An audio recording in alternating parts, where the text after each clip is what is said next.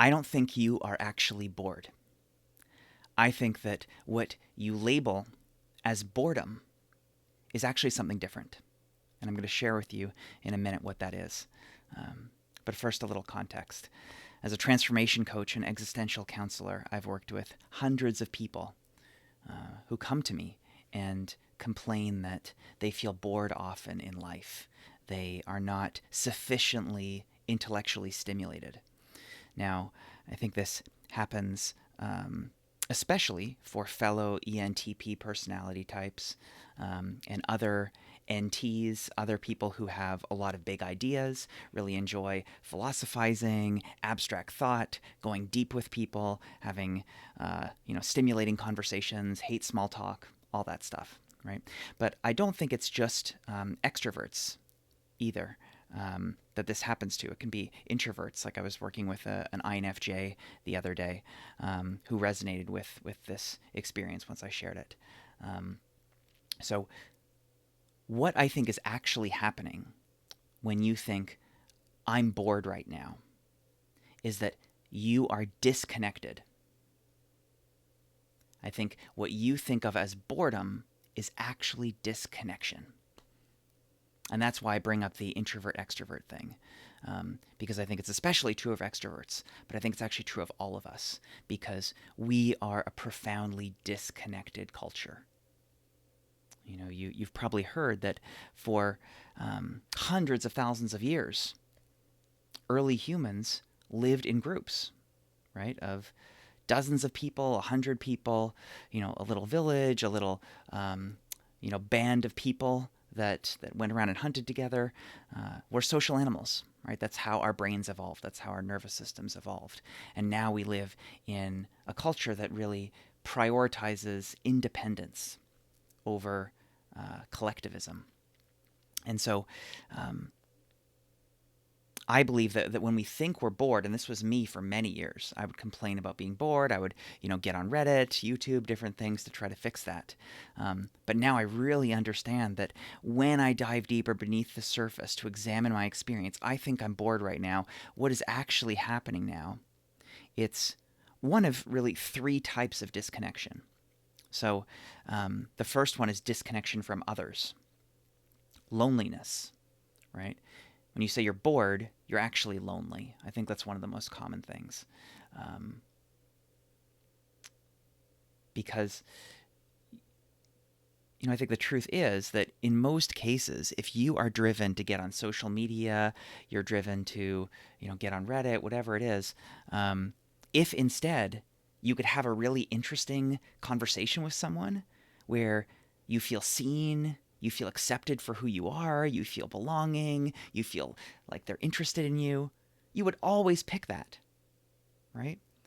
Even if you're an introvert, even if you're someone whose social battery is running low, I bet if someone were willing to meet you where you are, to slow down, drop in, really be with you, that would pretty much always be better than watching Netflix, right? So it can be hard to find, of course, right? Because of the way our culture is structured today. So I'm not saying it's easy, right? But I think what I'm aiming for in this video is to help you more accurately diagnose the problem. So option one is disconnection from others. The second one is disconnection from self. So, when you say I'm bored, I need stimulation, I need something to fill this emptiness, this hole. I can't just sit here doing nothing. One thing that could be happening is you're running away from something. Perhaps you're feeling some emotion that you don't want to feel.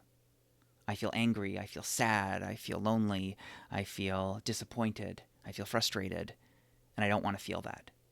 So I don't want to just sit in it and feel it. I want to distract myself. And it's really challenging, right? To decide to just stay with that emotion instead. Option three, disconnection from something greater than yourself. This could be nihilism, right? The idea that kind of nothing matters. And this one is especially pervasive nowadays as more and more people are turning away from religion. More and more people are becoming agnostic, atheist. Um, and this was me for most of my adult life. Very strong atheist. And it made me feel alone, right? I rarely got to the point where I felt like life is completely hopeless or meaningless. But I also felt like, well, when I die, it's just going to be like a TV turning off, just darkness, and that's it. Why did any of this matter? Right? There's no God there watching over me, like I was told growing up Christian. Um, I didn't feel part of church, so I didn't feel part of something greater than me. And I think that's really valuable for humans. You might say that's one reason why so many cultures, perhaps even every culture around the world, developed religion at some point to feel connected to something greater. So it could be religion. It could also be being of service to others. It could be a cause, feeling like you're part of some movement, a political movement, or some kind of social change movement, or even a scientific movement of researching something. Just feeling part of community, part of something bigger. Like you feel like you're part of a web of something. You're not just an independent agent. So those are the three. And I want to present a fourth one as well that's kind of a subset of 2 and 3, which is the Zen Buddhist perspective that the idea that you are a fixed, independent, totally separate self is an illusion. The truth is we're all part of an interconnected web of cause and effect.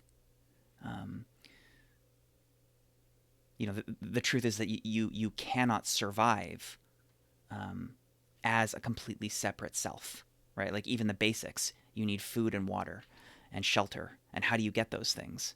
Well, you're probably not going out and growing all your own food, right? You're buying food at the grocery store, and that relies on people to ship the food there, the farmers to grow it. So many people between the actual food growing and you, right? So you're part of an interconnected web right there.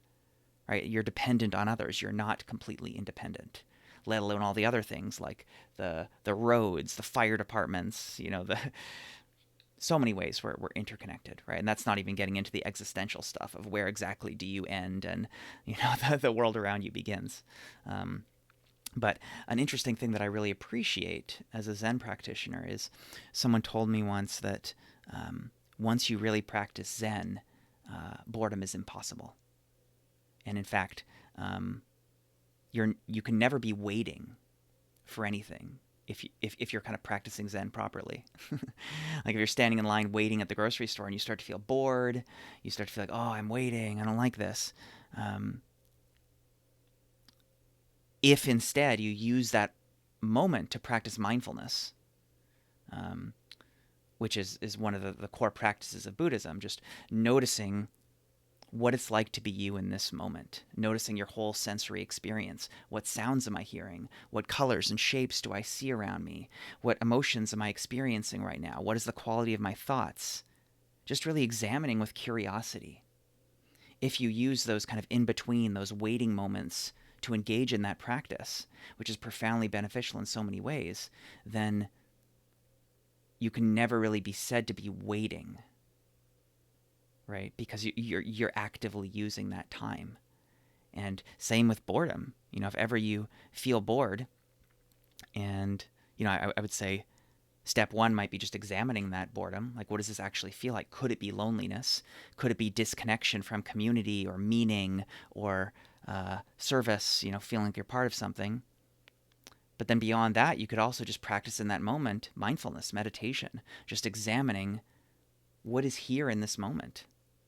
And the truth is that we're surrounded by profound beauty and amazingness all the time, right? That we get to be alive. Like if you're someone who is sighted, who is not blind, then oh my God, you get to enjoy this whole visual field, right? And imagine if you were blind and you didn't get to experience any of that, and one day you got to open your eyes and see it all again. That would be incredible. Same with hearing, right? If you could never hear music again, And then one day you heard a violin, like, oh my God, that would be the most incredible sound. Same with anything. Touch. Wow, how amazing it is to actually rub your hands together and really feel that. So this goes beyond just simple gratitude practice of like, think of something you're grateful for or remember how lucky you are to be alive. Zen is really suggesting an intimate look at the present moment experience, a true examination with curiosity of what is actually present here in this whole field of experiencing. And the more you practice that, the harder it becomes to feel boredom. As an ENTP, someone who's always been thinking my whole life, always overthinking, so many ideas, so many thoughts, I used to suffer from boredom all the time. And nowadays, I can't think of the last time that I really felt bored. Years and years ago, really. There might be moments where I feel annoyed that someone's late. I feel annoyed that this line is taking longer than that line next to it. But that doesn't last very long because then I remember, oh yeah, this is a training opportunity. Now's my chance to either go inward, examine myself, or go outward and examine the space around me. What's this like? Just with curiosity. And of course, I've done a lot of work on finding my purpose, finding my meaning, finding my community, finding my people. Putting a lot of intentionality into making friends, deepening friendships. So all that has also helped me with this filling that hole of disconnection. So I feel so much more connected nowadays. And so I don't feel bored anymore, but I do feel lonely often. I do feel disconnected still because of the culture that we live in. It's just not organized for easy connection. So I'm not saying that what I'm offering in this video is going to magically cure all your sad feelings, all your negative feelings. I'm just saying, notice if it's actually boredom, or is it loneliness? Is it something else? Because that might not fix it, but it will at least point you toward different potential solutions. I hope that helps. I'd love to hear from you in the comments.